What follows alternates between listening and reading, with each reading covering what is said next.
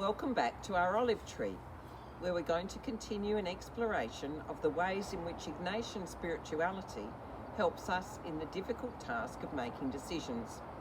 We will continue to be guided by James Martin from his chapter on discernment in the Jesuit Guide to Almost Everything, entitled, What Should I Do?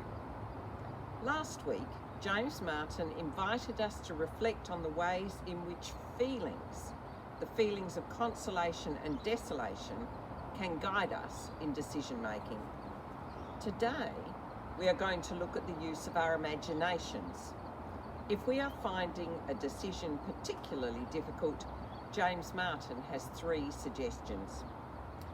First, Ignatius suggests you imagine a person whom you have never seen or known, and imagine what advice you would give to this person regarding the same decision that you are facing. This approach can be very revealing.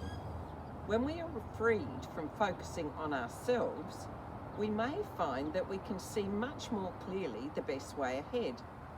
We may imagine ourselves guiding a stranger with a kindness and compassion that we might not so readily offer ourselves. James Martin continues. A second way, says Ignatius, is that you can imagine yourself on the point of death. This sounds morbid, I know, but it is also clarifying. Think of yourself on your deathbed far in the future and imagine asking yourself, what should I have done? A third way to deal with a decision is to imagine what our best self would do. Now, what do we mean by our best self? James Martin puts it this way. What would my best self do? Sometimes the insight will come all at once. You think, if I were a freer and more loving person, I would obviously choose this option in a difficult decision.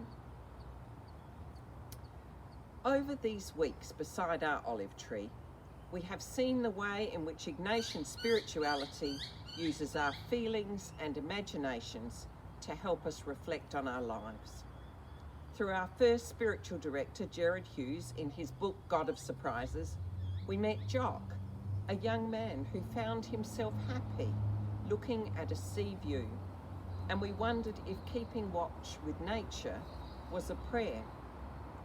We met Saint Ignatius, who had been injured in a battle, hit in the leg by a cannonball, who developed Ignatian spirituality after he found himself recuperating in a castle, reflecting on the after effects of his daydreams. We met James Martin on his first retreat, finding himself pondering the idea of Jesus as a friend in his book, The Jesuit Guide to Almost Everything.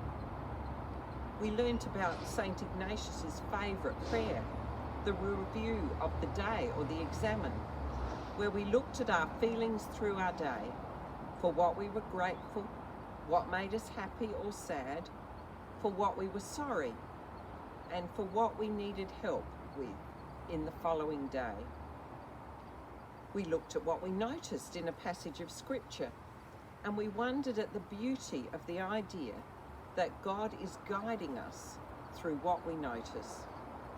And in the past few weeks, we have explored an Ignatian approach to the difficult task of making decisions, guided by our feelings and imaginations.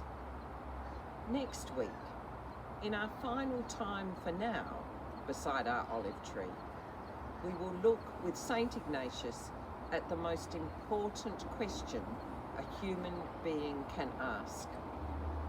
What is the purpose of my life?